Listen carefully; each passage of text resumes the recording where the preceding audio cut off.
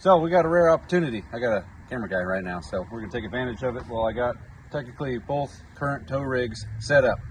I want to go over I would argue to say that's more along the lines of like an entry level kind of a setup, because it's a pickup, right? Is it entry level? I mean, I would say I feel like my second gen was the entry level with the Iron Bull. Well, if it's you rich more bastard. along the lines of most people, if they're going to go buy a truck, it's going to have a pickup bed on it. So that's entry level kind of stuff. It's not going for a dedicated kind of format. That makes sense? Mm-hmm. And then if you buy a trailer, chances are you don't want to pay that extra tax to get the higher rating.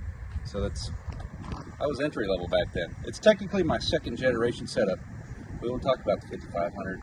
It's come back around eventually. But anyway, then we'll talk about the more dedicated kind of rig, and I want to talk pros and cons of 5500, because my buddy Tavit, who's filming, people were giving me hell in the comment section on his video why I didn't get a 3500, or why is 3500 better than my 5500, and hey boy, 3500. Leave me alone. So talk about the rig. All 3500s, I mean, their tow rating's great, but they all hit the same 14K GVW. Well, that's pretty sweet. The tow rating's good, but you got to have a trailer that's got all that extra potential. And this dog wants to get on the trailer. I literally have two of the same exact trailers. Why did I do that?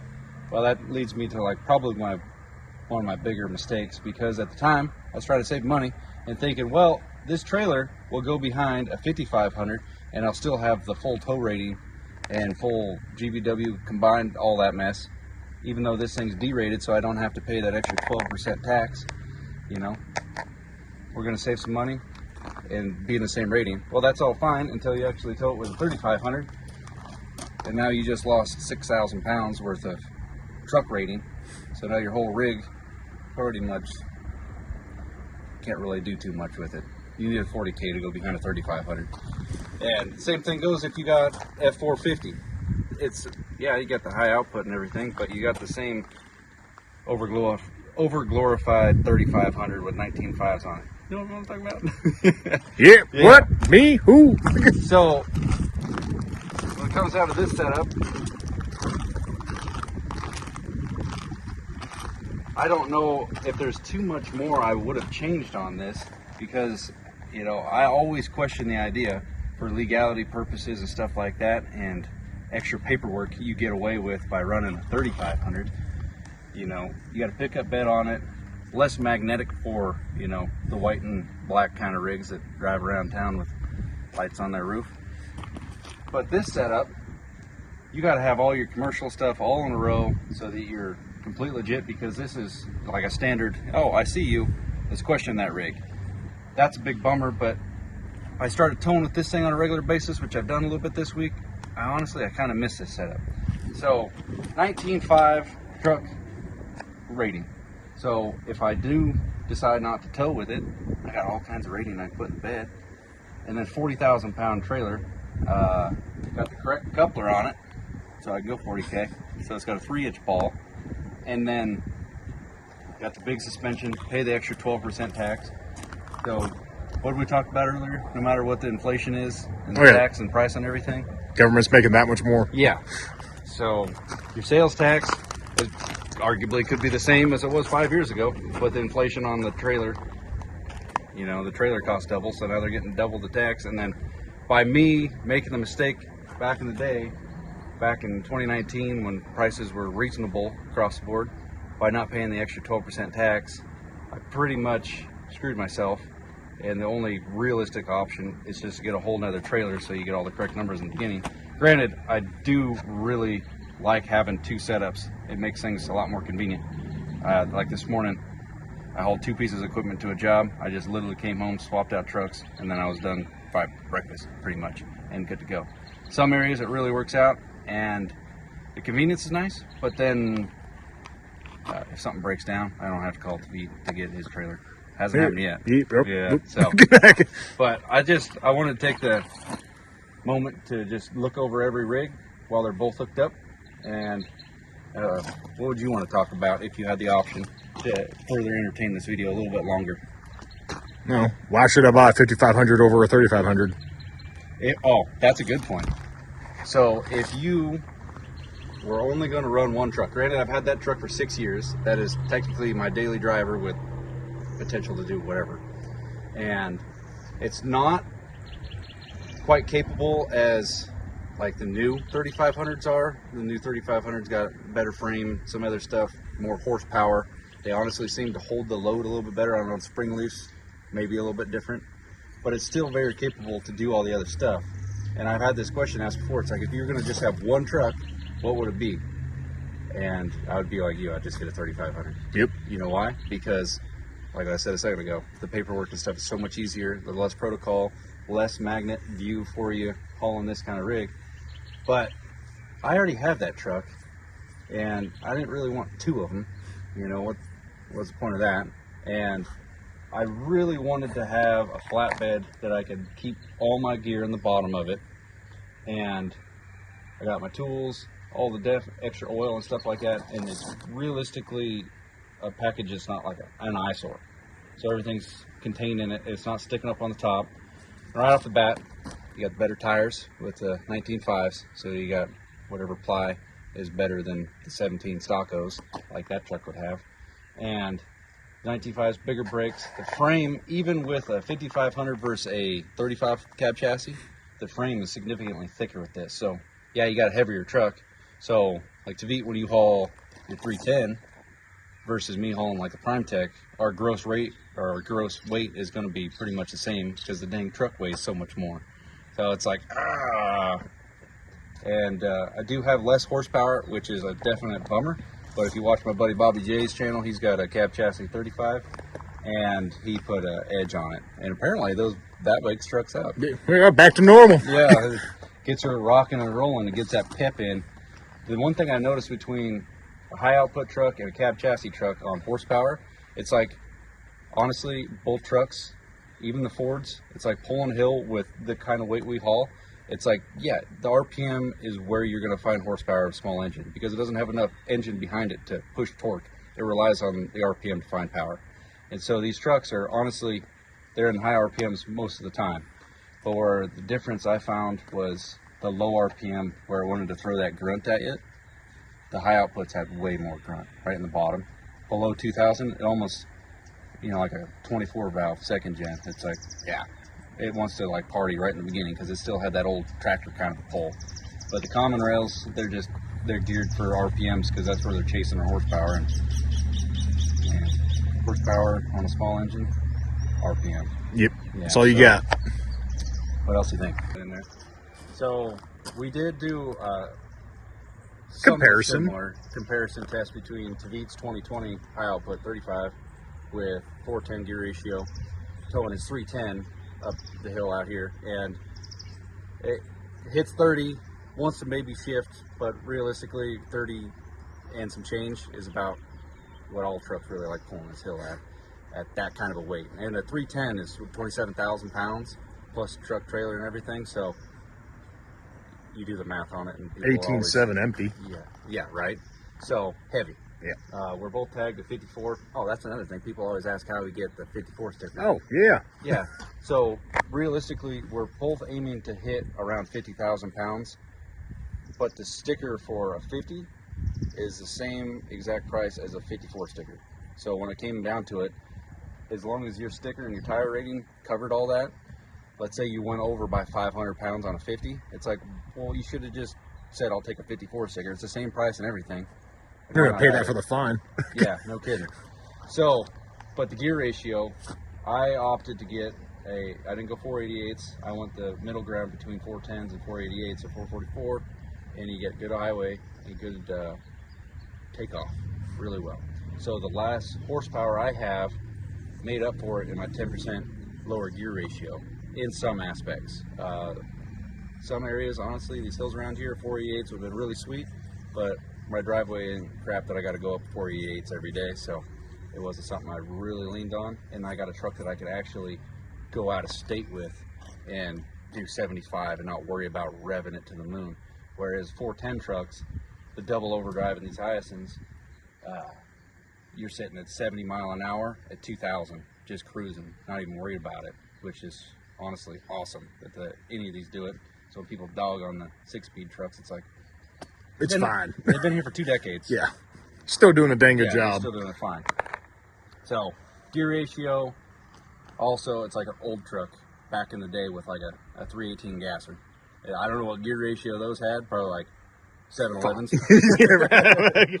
So those things, they had 16 horsepower, but they were moving 20,000 pounds up the hill.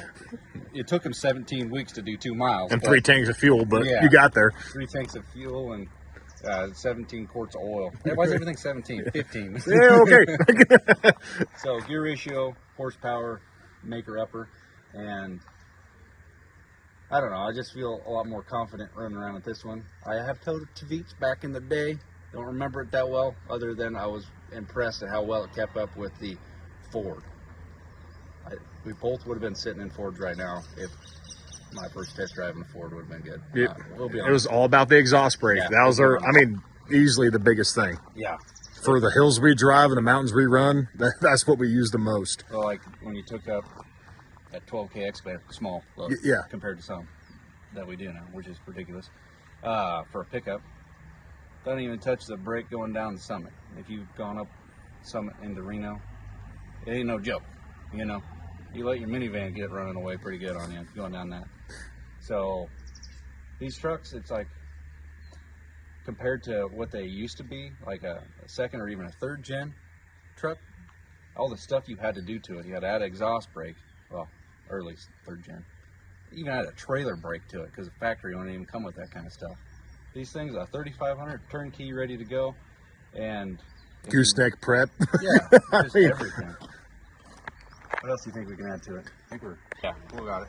So to end this video, the limitations with the 3,500 is, they're both going to be expensive, 5,500 versus a 3,500, but you got a usable truck for everything, but you have to pay the extra money to get a trailer that's going to be capable, because you pretty much got to have the trailer holding the weight. You can't really put too much on the truck, because the truck, I think mine sits, if I have a fuel cell in the back, it's definitely 8,500 pound truck empty, and then you throw, you know, a couple blocks and stuff in the glove box. Could be a 9,000 pound truck, so you only got 5,000 pounds. 9,700. Yeah, but you got a bunch of crap on there. And you got a 19.5s. Yeah. Yeah, so but you got a 10,000 pound truck, so realistically you can only have 4K on the pin. And with like my truck, mine weighs around 11, but I can still have 8,500 pounds on the pin. So that's a big difference. And so I could get away with a lighter weight rating trailer, but what's the point really? I mean, then I'm only good for like 45 and we're still closing in on 50, so you still need, you know, Extra beef. yeah, you need the extra beef. But if you're hauling like an 080 class or 290 or like a 308, or your, you know, ASV or something like that, this setup is like the ideal. But if you, as soon as you start to step into 309, 310, Mechalek kind of shit. Like the moment you get past that 20,000 pound mark. This is good for 20K, that trailer.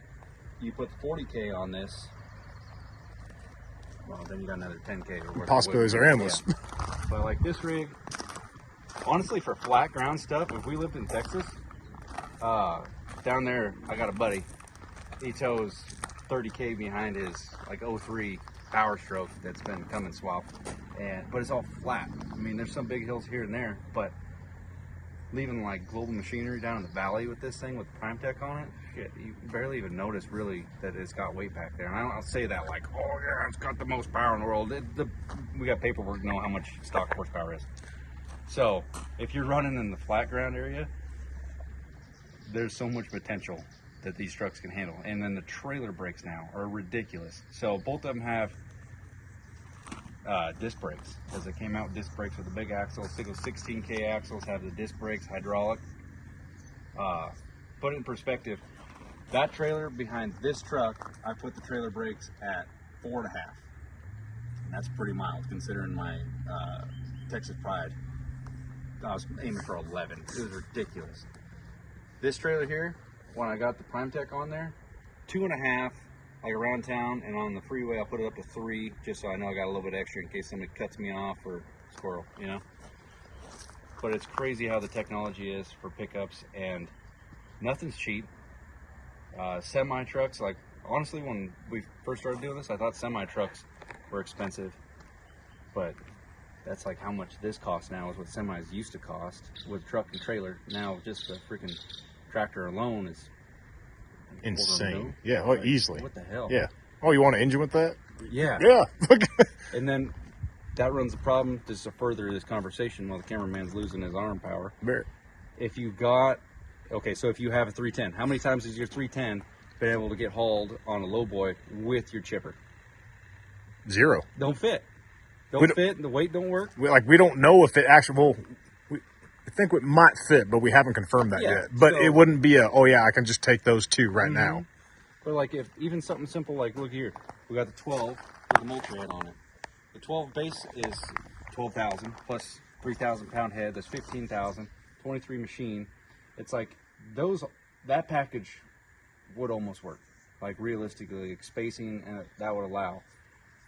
But what have you got the Prime Tech? You got a 25 and a 24, 25.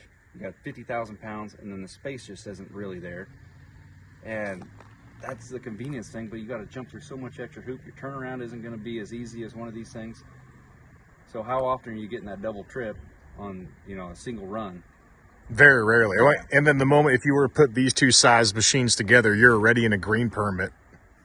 You're almost getting close to a purple permit, just like that, with 2 medium-sized equipment. It's literally a skid steer, and it's funny when people think, like, they even probably call on bigger jobs, they're like, oh, the 310's a mini. It's like, a big dang mini. Yeah. So the Mechalek, yeah, it's like two tons less than your 310. It's still a freaking Haas. It's like, when I first started towing stuff around, like anything over like 20, I'm like, I don't, pickup don't want to do that. But now they're closing in on 30,000 pounds on the deck. It's like, what the hell are we doing? So anyway, we're on a rant right now, but I'm kind of enjoying this video. Reminds me, I want to do a podcast kind of style thing, talking about trucks and government taking over shit. So that'll come on later. But let's just end this before we both keel over in the sun. Is it July right now? It feels like it. Man. I'm getting a tan on for the first time in months. Jump in the pond with boots on, man. All right, so comment anything that we missed in this video, because I wanted to try to just, I don't know, be realistic. I kind of wanted to show off the setups because I think this is badass, because I never thought I would have this. And one other thing that's cool about this is that pretty much all my buddies got this kind of setup now too. So that's cool. When I head to work in the morning, I've said it before, it's like you see your buddies out on the road headed to a job with the same kind of deal, and you're like, get it, you know? Compared to back in the day, it's like, oh yeah, he's on freaking PlayStation in the morning. Damn it. You had something better for that, didn't you? All right, well, let's end it. Thank you for filming. We'll see you guys on the next one. Comment anything we missed. Later. Yeah, so if you get a flatbed, this is a lot easier. And? It's just easier. I mean, I would make a mom joke, but I ain't gonna. You got a nice mom.